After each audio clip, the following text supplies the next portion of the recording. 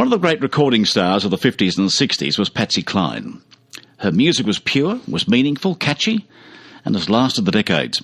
On October 13, Patsy Cline comes to the Drum Theatre in Dandenong. Well, almost. Yes, almost. Patsy Cline.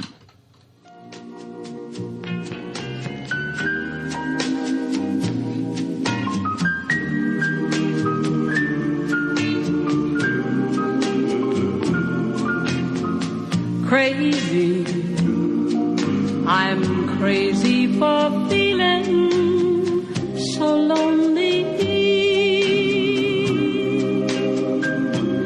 I'm crazy. We all love and know the music, don't we?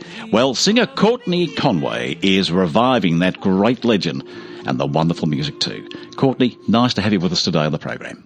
Thanks, Leigh. Thanks for having me. It's good to chat with you today. Yeah, you too. What a great voice that lady had. What a great voice. Oh, don't I know it. I've been listening to her music since I was only tiny, and I've been listening to it a lot more in the last 12 months. So, yeah, I still am in absolute admiration of her. I think she's wonderful. Well, I saw you in makeup on YouTube, actually, and the way you dress, it's just like looking at the real Patsy Cline. How do you feel when that wig goes on, the makeup's done? Do you feel it's her? Yeah, I do a bit. It's funny because it's so different to anything that I would look like myself, and especially when you put that wig on, you know, you sort of become the character and you can't help but start talking a bit like her with an accent and stuff like that. So it's really special and it's a lot of fun as well. Well, there's one of the photos I've seen of you as a Rising Star Award from last year, I think it was, and you're holding up an award in your hand and your long hair, and I'm going to say you look young, you look absolutely gorgeous. And then the picture just above that is of Patsy Cline. Well, it's you, and just the way you've been transformed is incredible. Yeah, I know, and I looked, you know, I've been studying her for quite a while now because I really wanted to do the part justice, so not only learning her songs, but trying to do makeup similar to her and stuff as well, and try and make me look as much as the character as I can, and it must work because sometimes after the show people still refer to me as Patsy rather than Courtney, which is really nice. Isn't that lovely? How did you go about doing all of that, Courtney? Well, I watched a lot of documentaries. I had some friends and people I didn't even know, people that my dad knew through work and stuff, would lend me DVDs on documentaries of her and sort of unseen footage that you wouldn't normally see on YouTube and stuff like that. But I've been listening to her stuff, as I said, for a long, long time. But for the 12 months leading up to this, because I knew I had to roll quite early, and there's 27 songs in the show. So I pretty much listened to just about only Patsy Cline for 12 months before this and just made sure I got down pat how she would sound, and the sort of the way she pronounces her words is very different to how I would naturally do it as well. So, yeah, it took a long time. I studied her pictures and that quite a bit, so I'm doing my best to try and be as close to her as I can. Well, I suppose as a singer you've got to be an actor too, don't you, in a way, and you've got to be able to interpret that so the audience can be taken on that journey with you. That's exactly right, and that's where the DVDs helped me a lot because it's quite hard to find moving pictures of her online. So it's easy to find clips of photos and her music playing, but when it comes to her movements and things, it's actually really hard. So, yeah, it took me a long time, and she was quite a feisty woman too, which I love about her as well. She had real fire in her belly and wouldn't take no for an answer. So, yeah, it's quite fun to play the part, definitely.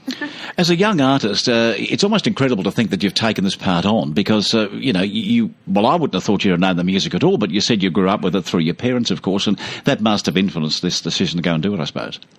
Yeah, it did, definitely, and I've always admired her, but it wasn't really something that I thought I would see myself doing either. And when we first stepped into rehearsals, the 4 weeks of rehearsals, I just thought, oh no, what have I gotten myself into? How am I ever going to pull this off? And I worried for so long, and only in the last sort of week and a half, it all finally came together, and I started to feel comfortable in what I was doing, and I realised I'd worked so hard to this point, so you finally get that belief in yourself. I'm like, yes, I can do this. Yeah, my word.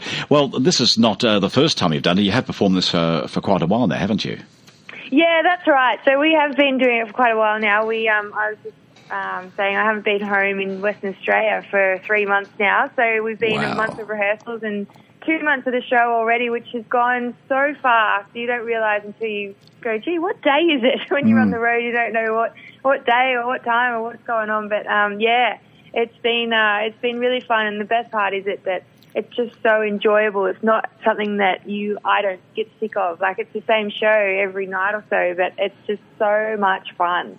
How does it vary? Is it because of the audience that it varies, or how do you feel it goes?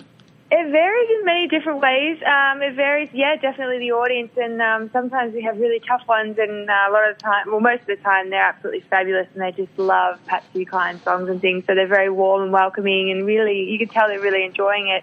The venues are always a bit of a challenge. Each stage is a different size, so that changes things a lot, and then sometimes we may or may not forget one of our lines, and that keeps us on our toes as well. We're only human, so each night is actually very different to the next, and both my family and my husband have seen this show probably 5 or 6 times now, and they said it's different every night. I thought they'd get sick of it, but no, they said it's different every time. So, yeah, it's really good. I suppose if you forget your lines in between singing and so on, that's not a great thing to worry about, is it? Because you can add your way around that, can't you? That's exactly right. And like for a start, we were like, you want to get your rights perfectly fine, and they are now. And every now and then, I don't know what makes it happen, but I know the part so well. And the other night, I forgot one whole line. And I thought, oh no, but it actually still made sense. I thought, and usually you'd sort of freak out and stop and pause or whatever, but we know the material so well now, it didn't even break a sweat. I just go, yep, keep going. But Courtney, the audience wouldn't know. It's only that you know yourself, but the audience wouldn't. Oh, that's exactly right. And especially when it actually makes sense. They've got no idea that what just happened. But because we all know each other's lines so well, I sort of look at my colleague, I'm like, that's not what you're meant to say right there. What are you doing? And we have a bit of a smile. Because your colleague plays your mother, doesn't she? She plays my friend. So she's yeah, that's right. So they meet by chance in a bar one night at Patsy's show, and they just really hit it off because they had so much in common. And Patsy was such a beautiful person, and she always was really kind to her fans, and she just really got along well with Louise Seeger was her name. And, so the story is based around that and the letters that they wrote to each other, as well as playing the hits that Patsy had on the radio at that time when they were writing to one another. So it's actually, that's another thing what I love about it so much. There's so many Patsy Cline tribute shows and many others out there, but this is not just singing the songs and talking about. This is actually a real story with real characters, and it makes it really interesting. That's lovely, and you join those songs together with these letters and all that information, I suppose, we haven't been privy to before. Yeah, that's right. A lot of people didn't know exactly how she spoke. She was, they called her one of the lads in Nashville. She'd often go out to the honky-tonks with the boys and speak a bit like them sometimes. But yeah, it's definitely something different, and it's very clever the way it's been written by Ted Swinley, who does live in Nashville as well. So yeah, it's something really special, and you don't have to be a huge country music lover to enjoy the show either. There's quite a lot of laughs, and there's a great storyline. There's a little bit of sadness in between, but there's great music as well, because we have a band travelling with us as well, so there's something for everybody. Courtney, when did you start singing? I've always sung a little bit. I actually started playing piano when I was 9, so I'm 20.